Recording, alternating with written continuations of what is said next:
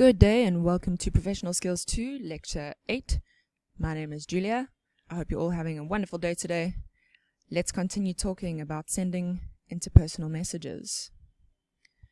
So before we begin, please pause this and complete the self-assessment exercise on page 79 of your textbook. Once you're done with that, play the video and we can continue. So the skill concepts for this section surround communication, really. And communication is the basis for everything that we do together as humans. We can't have relationships with people if we're not communicating on some kind of a level.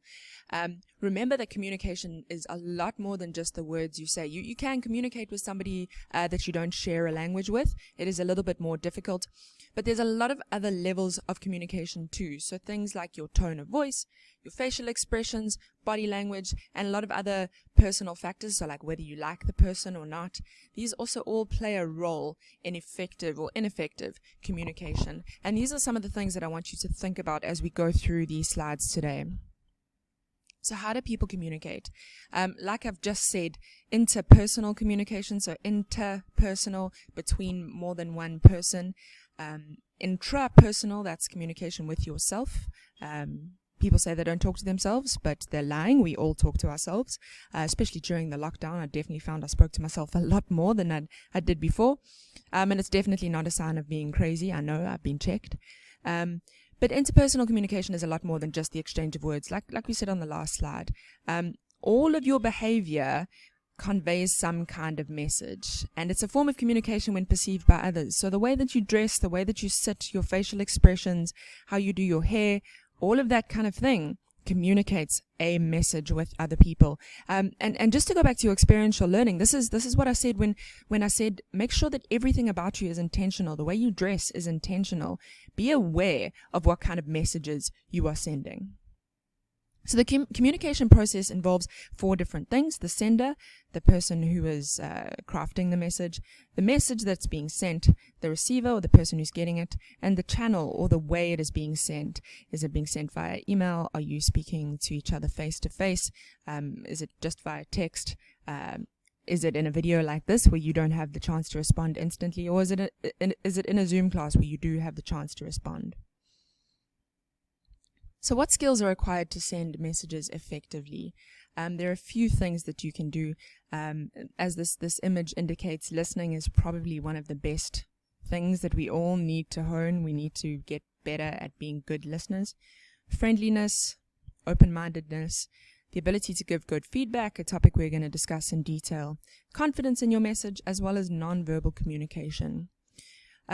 Consistently effective communication requires you to be aware of what you are doing, your behavior in both sending and receiving information. And it requires you to have the following skill sets. So the first thing is to make sure that your messages are clear. There are certain people that we talk to that just do not communicate clearly. They talk in circles, they go all over the place with their messages, and they leave us asking questions. Don't be that person. Make sure that if you have to send a long email, if you have to give a long message, send a summary at the end of that message. Include a couple of action points so that people know exactly what they need to do when they're done with this message.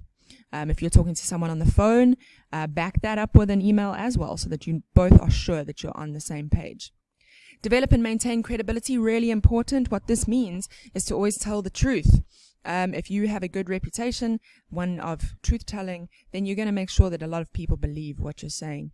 And then also make sure that you obtain feedback. Get feedback on your behavior at regular intervals.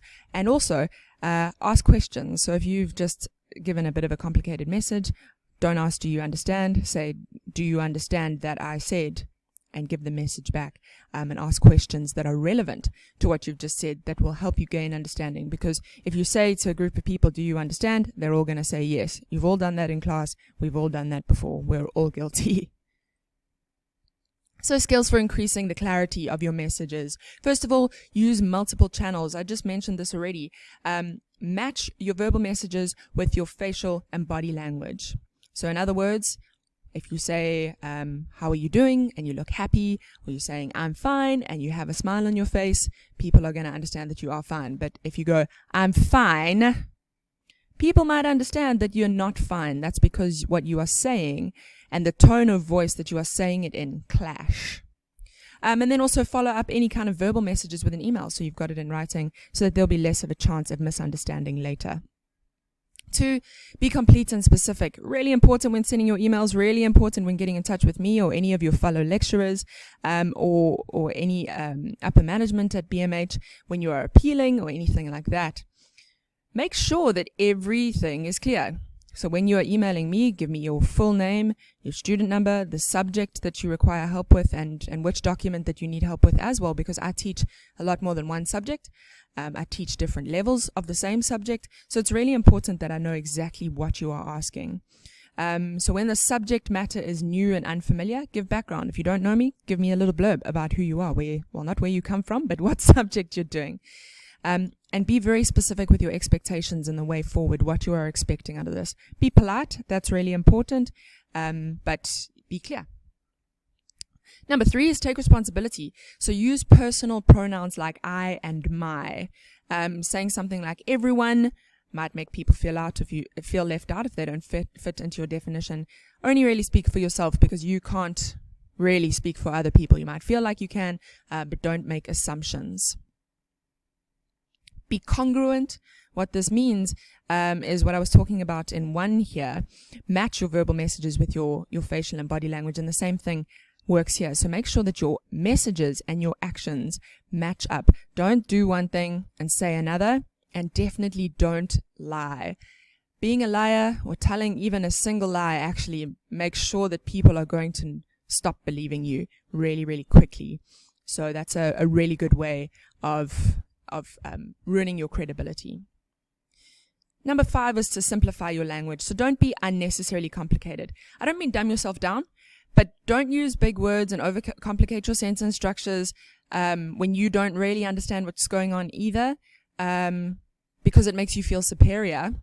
Rather just be honest, use simple language, be straight and to the point, and avoid the use of jargon with people who might not understand it.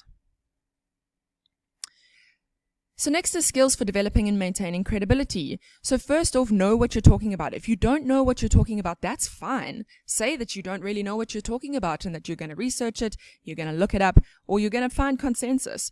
It's fine to not know what you're talking about, as long as you don't try and trick people into thinking you know what you're talking about, because then they won't trust you, because this is kind of a form of lying if you give information across without having adequate evidence for saying whatever you're saying. Next is to establish mutual trust. So we keep on coming back to this. Be honest, be reliable, never ever tell a lie. Share all relevant information. So in order to make a decision, a person needs to have all of the information available to them. Don't leave off bits of information. This is called the lie of omission. So give people all of the information they need in order to make an informed decision. Next, and again, be honest. It comes up a lot. Avoid any and all kinds of deception. Next, be reliable. So if someone thinks that you are dependable, predictable, and consistent, they are more likely to believe that you're credible. Again, we're coming back to this telling of the truth. Number 6 is be warm and friendly. I don't know if you can take your minds back to Professional Skills 1 that you did in first year. It was quite a while ago. We looked at the science of persuasion, and one of the number 1 ways you can persuade somebody to do something that you want them to do is by getting them to like you first. You know this. Think about the last time you had a crush on someone. That person is probably the most likely person to convince you to do something that you might not otherwise do. And that's because liking is a really good way of convincing somebody or persuading someone to do something. And that doesn't mean be manipulative, but just be a warm and friendly person, because people are more trusting of these kinds of people. Next is be dynamic. Dynamic means that you are adaptable. You're confident, you're positive, and you understand the information that you're putting across. So if you seem passive, withdrawn, and unsure, that's the opposite of this. People aren't really going to believe in the information you're giving across. So being dynamic is a way to get around this. And finally, use appropriate amounts of self-disclosure. So self-disclosure is the process of revealing our feelings or reactions to a situation. And what this basically means is finding a balance between being an oversharer and someone who refuses to share absolutely anything about themselves. And you can read a little bit more about this on page 83. So the next thing is how to obtain feedback. And we touched on this briefly already. So take the initiative to ask your listeners for feedback. So this will help you know whether they understood the message in the way that you intended it to be. Don't be defensive. If you get feedback, don't question it. Don't get the people in trouble who give you feedback, because then they're going to be discouraged from giving it to you in the future. Next is to check your understanding by summarizing what you've heard. So begin your sentence with something like, let me be sure that I've understood you. What you said is. And then at the end say, did I understand you properly? And check for these small nonverbal cues. So if they go, yeah, that's exactly what I meant, you can tell that they're unsure and you haven't actually understood them properly. So be very aware of these very small cues that can help you pick up as to whether a person understands something or not. Next is to check out any underlying assumptions. If your feedback that you received doesn't really seem to be in sync with what you intended to communicate, it might be because the person is making assumptions about your intentions, your expectations, your motivations, and you can always check these by asking. Asking too many questions is a good thing. You always want to be 100% sure that you're both on the same page. I've said this already, but be sensitive to the provider's non-verbal messages. So you can use these to tell if there are any attitudes, either negative or positive, any other feelings or opinions, and you can help these to adapt your message from this point onwards. And finally, ask questions to clarify. Always have a few questions prepared, because these help you clarify anything that might not be on point. All right, please complete the concept quiz on page 84 of your textbook. Pause the video and play it once you're done. So your behavioral checklist. Sending effective messages requires that you provide all relevant information, are honest, use multiple channels, are complete and specific, use personal pronouns like I statements, are congruent in your verbal and nonverbal messages, use language that the receiver can understand, maintain credibility, are warm, friendly, and dynamic, and obtain feedback to ensure that you're well understood. Now here's a quick exercise. I'm going to go through it quite quickly. You can do this at home. So get some family members, friends, doesn't matter how old they are, they can be as any age. They just need to be able to hold a pen, pencil, crayon, whatever. So give them a pen, pencil, crayon, something to write with, and something to write on. In the first exercise, you are going to be the only person who is allowed to talk. Your audience is not allowed to speak. Nothing. You have to face away from them, so you cannot see their drawings or their faces, and I repeat, they are not allowed to talk. Okay, so round 1, you are going to explain this picture here, over here, to the audience so that they can draw it, so they need to draw it.